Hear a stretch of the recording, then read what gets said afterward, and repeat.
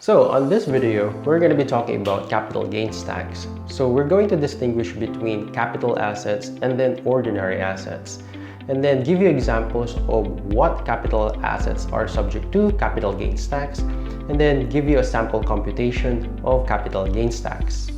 Then we'll enumerate the list of BIR forms needed in your capital gains tax and the deadline for filing your capital gains tax.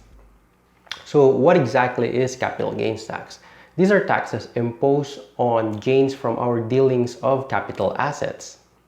Now, as defined by your BIR, capital gains tax is a tax imposed on the gains presumed to have been realized by the seller from the sale, exchange, or other dispositions of capital assets located in the Philippines, including pacto de retro sales and other forms of conditional sales.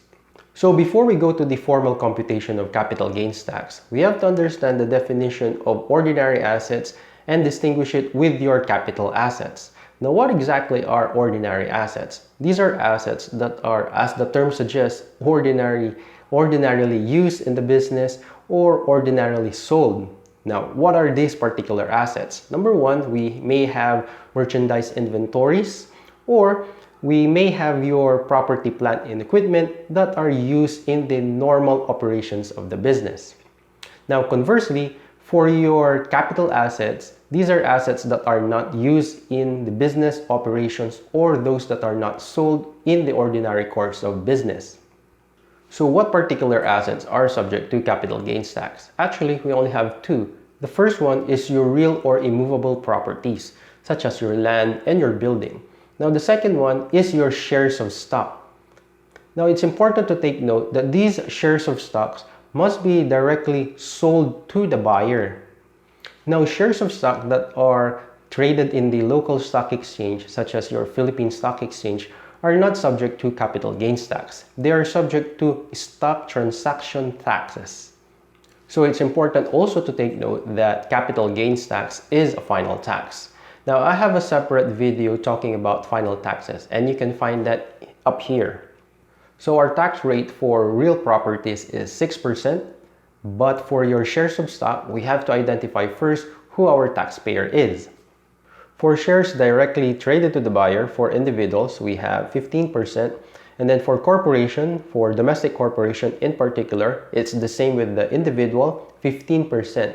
Now, for foreign corporation, you have there, if the consideration is not over 100,000, that would be 5%. And then if it would be over 100,000, any excess thereof shall be subject to 10%. Now, using this illustrative problem, the taxpayer sold her land for 560,000, which she bought for 450. For capital gains tax purposes, she was provided the following values of the land.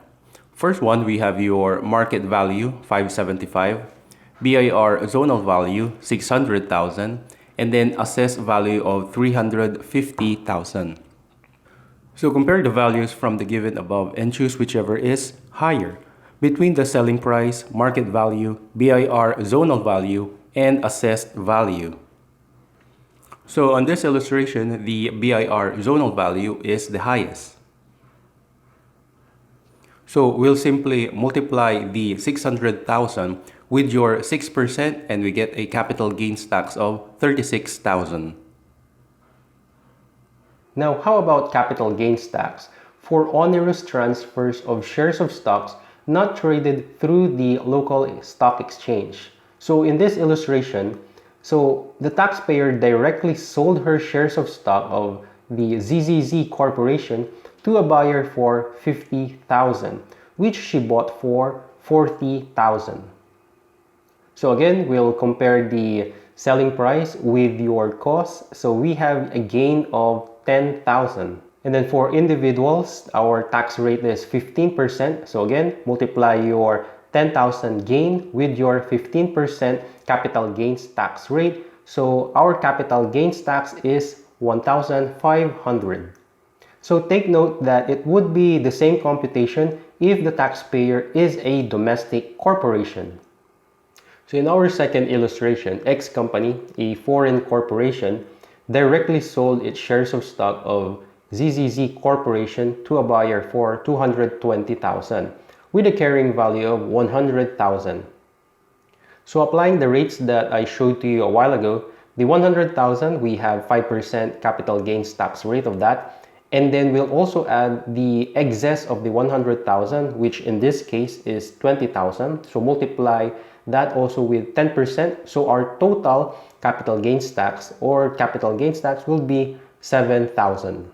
So the deadline for filing your capital gains tax for real property dealings using your 1706 will be on, or at least within 30 days from the day of exchange, sale, or disposition of the real property.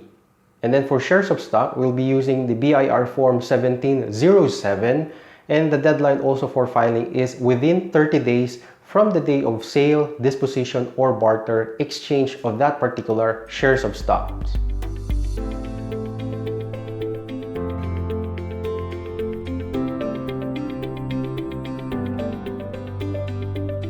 So if you found this video very helpful, please give it a thumbs up. Also, consider subscribing if you like to improve your skills in taxation or in accounting. And I will see you all on the next one.